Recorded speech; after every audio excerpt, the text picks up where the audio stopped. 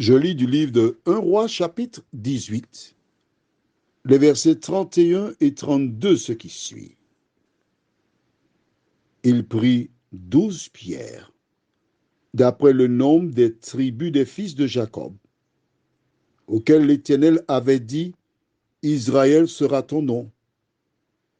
Et il bâtit avec ces pierres un autel au nom de l'Éternel. Il fit autour de l'autel un fossé de la capacité de 2 mesures de semences. Prions. Notre Seigneur, notre Dieu,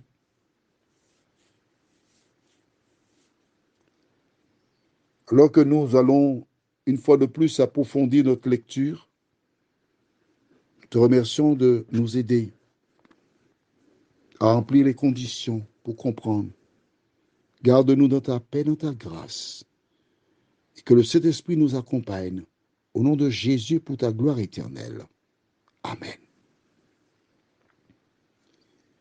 Vois-tu, Élie avait fait mention de taureaux, d'accord? Rien d'autre. Mais là, maintenant, nous voyons que l'autel de l'Éternel, il y avait 12 pierres. Chaque pierre représentait une tribu. Alors, pour celles et ceux qui ne sont pas familiers, j'explique. Abraham a eu un fils, Isaac. Isaac a eu des jumeaux, Ésaü et Jacob. De la lignée de Jacob, donc,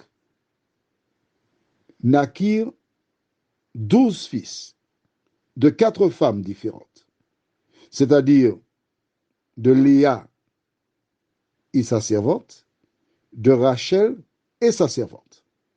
Au départ, il aimait Rachel, mais son beau-père, Laban, qui était un coquin, voyant que Léa avait des yeux délicats, alors ça veut dire que peut-être qu'elle louchait, il y avait un problème quelconque.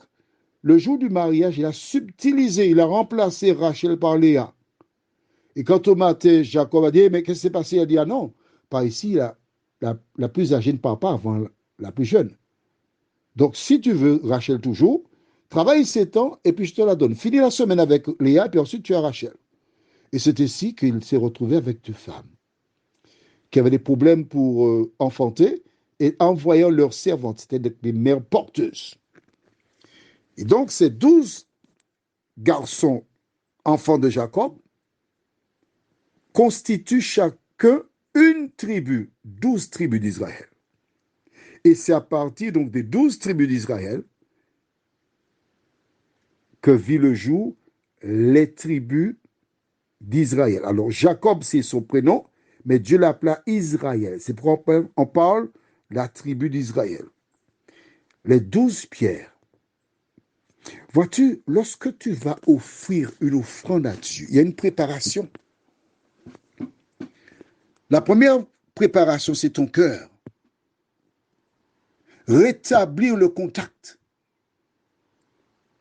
Et Élie plaça les 12 pierres.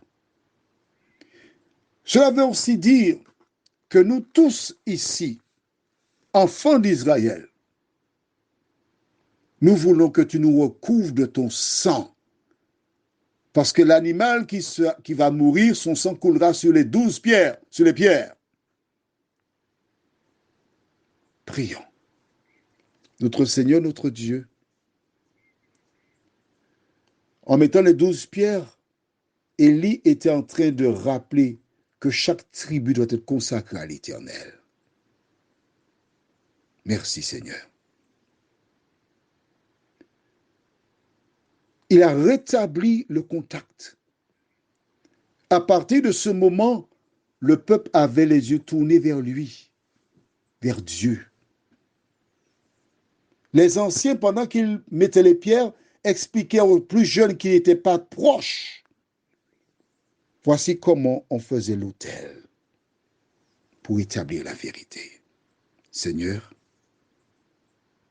aujourd'hui, nous avons besoin des anciens qui connaissent la vérité afin de ramener les jeunes générations vers toi. Merci de bénir chaque parent, afin qu'il ait un point de mire pour objectif d'aider leurs enfants à te connaître. Fais-nous du bien ce jour, nous t'en prions. Au nom de Jésus pour ta gloire éternelle. Amen. Je te souhaite une bonne journée.